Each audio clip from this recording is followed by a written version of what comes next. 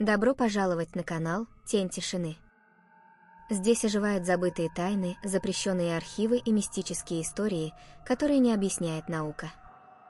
Будь осторожен, то, что ты услышишь, может изменить твои представления о реальности. Подпишись, включи уведомления и приготовься к тому, что за каждой дверью прошлого что-то ждет. Цикл 2. Последний костер. Часть 1. Голоса из пепла. Прошло 7 лет с тех пор, как Саша, Инна и Роман вышли из леса. Они не общались. Никогда больше не обсуждали, что произошло. Жили в разных городах. У каждого своя жизнь, свой страх, свое молчание. Но в тот день, когда умер Инна, все изменилось. Саша узнал об этом по новостям, женщина найдена мертвой в своей квартире. Причины смерти не установлены. На полу пепел и странный узор, напоминающий древний символ точка. Роман не пришел на похороны. Он исчез еще раньше, его YouTube-канал был удален, адрес неактивен. Последнее загруженное видео называлось «Она не ушла». Видео длилось 1 минуту 47 секунд. На нем лес, тяжелое дыхание, звон и в конце голос Инны «Он здесь». Саша не мог больше молчать. Он поехал туда, где все началось. Старый лес встретил его холодом, хотя был май. Воздух густой, пахнущий дождем и корой. Тропа, когда-то заброшенная, теперь была выжжена, как след от гигантской змеи. Он не взял с собой ничего, кроме старого диктофона и записки от Инны. «Если ты читаешь это, значит, я уже с ним. Не иди один. Но если решишь, не иди с огнем. Он чувствует пламя. Оно — его отражение точка». Саша шел осторожно, шаг за шагом. Он был старше, мудрее. Он чувствовал лес. И лес чувствовал его. На опушке он увидел девушку. Молодую. В желтом дождевике. Она сидела у еле живого костра и смотрела в пламя. Рядом камера. Цифровая, с зеленым индикатором записи. Он подошел медленно. «Кто ты?» — спросил он. Девушка подняла глаза. В них было знание. Но не ее. «Меня зовут Лена», — ответила она. «Я снимаю истории у костра. И я слышала про вас». Саша напрягся. Про нас. Про тропу. Про женщину без лица. Про звон. Тишина сгустилась. Костер затрещал. «А откуда ты это знаешь?» Лена кивнула на камеру. Один подписчик прислал мне видео. Оно не числилось на YouTube. Только прямая ссылка. Там был ты. Инна. И мужчина с бородой. Камера дрожала. Звон. И маска. Та самая. Она смотрела прямо на меня. Через экран. Саша медленно сел рядом. «Ты не должна быть здесь», — сказал он. «Ты не знаешь, с чем играешь». «Я знаю», — ответила Лена. «Иначе я бы не пришла. Я слышу их тоже. По ночам. Они зовут. И теперь они зовут тебя». Из леса подул ветер. В пепле костра зашевелилось что-то темное. И лес начал говорить. Часть 2. Старые следы. Костер начал угасать, но Лена не шевелилась. Она смотрела в угли, как будто видела там больше, чем просто обожженное дерево. Саша молчал. Он пытался вспомнить, когда в последний раз чувствовал это: напряжение в воздухе, предвкушение боли, тишину, наполненную смыслом. «Что ты видела во сне?» — спросил он наконец. Лена медленно подняла взгляд. «Я была в лесу. Но не здесь. Все было мягче. Свет исходил из деревьев. А потом я увидела Инну. Она шла по воде. И маска была у нее в руках. Она посмотрела на меня и сказала: «Он не лес. Он то, что было до лесаточка». Саша вздрогнул. Эта фраза совпадала с записями в дневнике Инны. Он когда-то прочитал их, но не смог осознать. А теперь смысл становился яснее. Существо, живущее в лесу, не часть природы. Оно древнее, старше самой памяти. «Мы должны уйти», — сказал он. «Пока можем». «Уже поздно», — ответила Лена. «Я не просто пришла. Я пришла, позову». Саша схватил диктофон и включил запись. Он ждал обычного, шорохов, ветра. Но вместо этого был голос. Женский. Четкий. Лена. Лена побледнела. Она слышала это имя 1000 раз, но сейчас оно прозвучало не как имя, а как приговор. Саша выдернул батарейку. «Мы сожжем лагерь. Уйдем. И ты забудешь». «Я не хочу забыть», — прошептала она. «Это часть меня. Я тоже была там. 7 лет назад. Девочка из лагеря. Помнишь? Однажды ночью вы кричали. Кто-то звал на помощь. А я пряталась под одеялом. Мне было 8 лет». Саша смотрел на нее, и воспоминание ворвалось, как плеть. Палатки, крики, ночь, лицо без глаз между деревьев. Он тогда подумал, что все это сон. Но теперь все сходилось. «Ты была там. Я не пришла к вам. Я пришла назад». Костер потух. Последняя искра исчезла. Но воздух все еще был теплым. И тогда они услышали шаги. Из темноты вышла фигура. Высокая, сгорбленная. В руках фонарь. Лицо было закрыто капюшоном, но из-под ткани светились 2 огонька, не глаза, не отражение, а нечто иное. Саша встал, заслоняя Лену. «Кто ты?» Фигура остановилась. «Хранитель», раздалось из-под капюшона. «Ты ушел. А она осталась. Теперь ты вернулся. Значит, пора». Лена поднялась и шагнула вперед. «Мы не боимся», — сказала она. «Мы пришли услышать правду». И тогда лес расступился. Часть 3. Книга имен. Хранитель стоял неподвижно. Его фонарь мерцал неровным светом, отражаясь в глазах Лены. Саша чувствовал, как все внутри сжимается. Этот лес — не просто место. Он был как живое существо, и хранитель — его род. «Что значит «пора»?» — спросил Саша, с трудом сдерживая голос.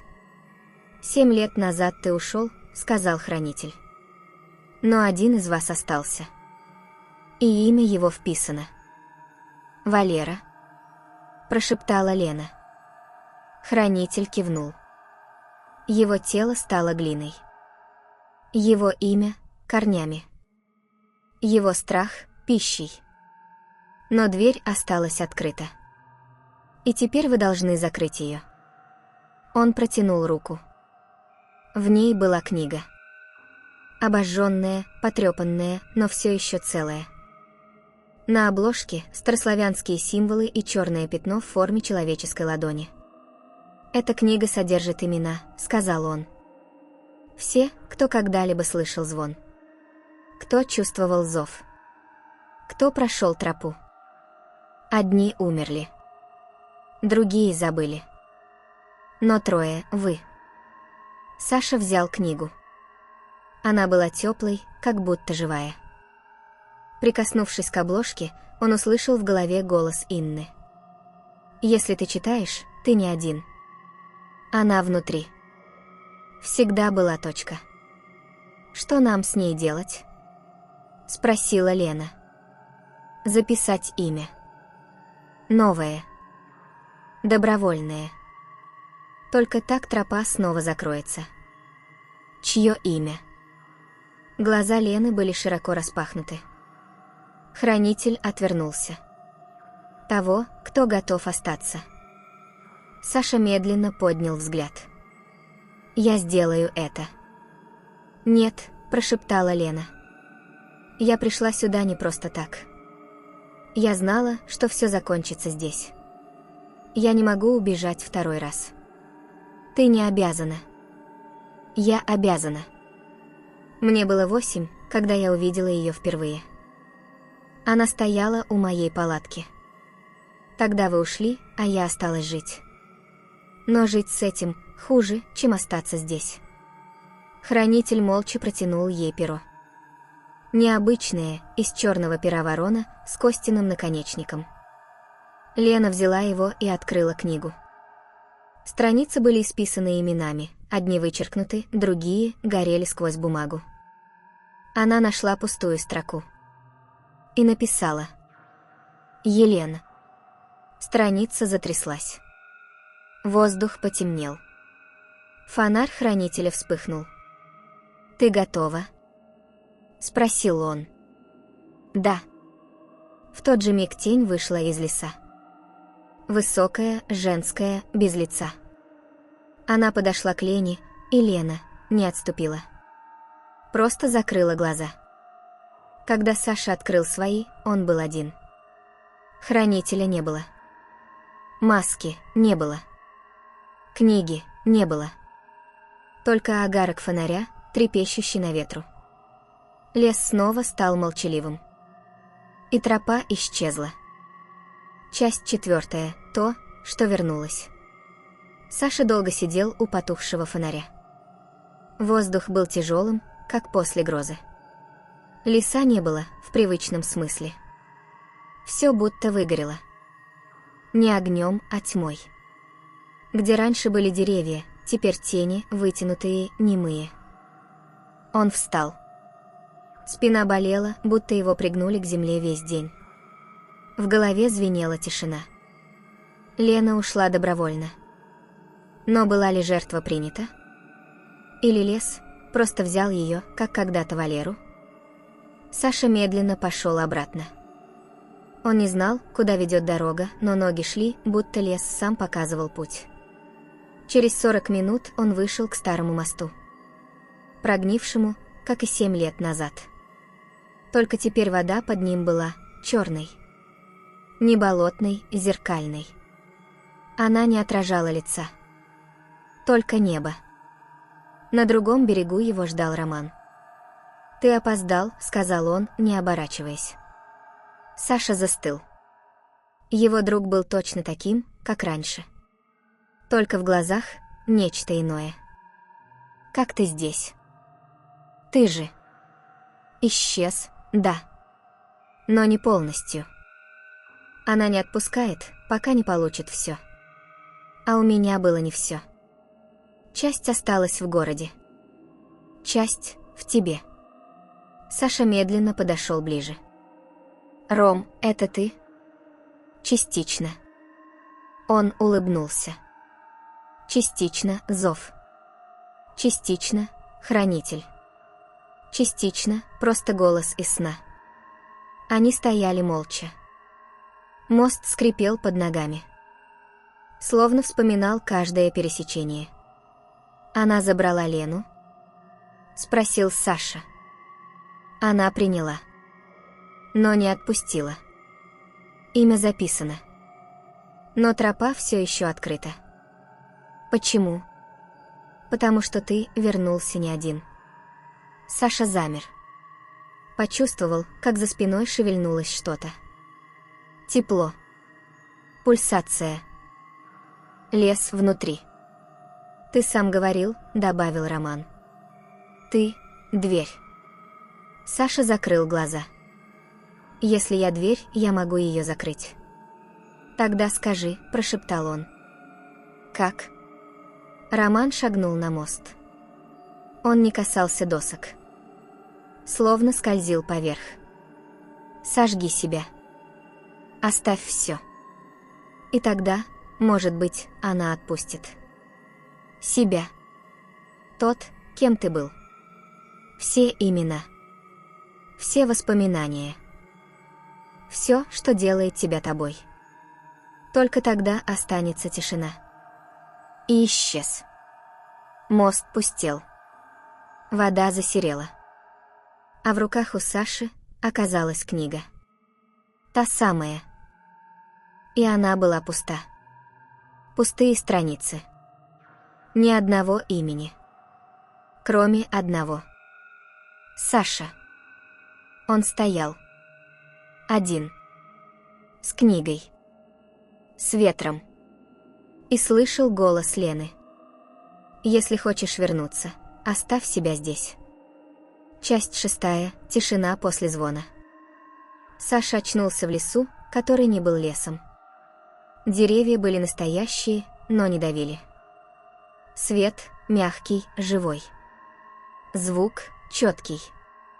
Никакого звона. Только ветер в листве. Он шел. Легко. Без книги. Без фонаря. Без страха. Перед ним открылась поляна, настоящая, невыжженная. В центре костер. Обычный, не магический. Теплый. Рядом рюкзак, камера, походная кружка.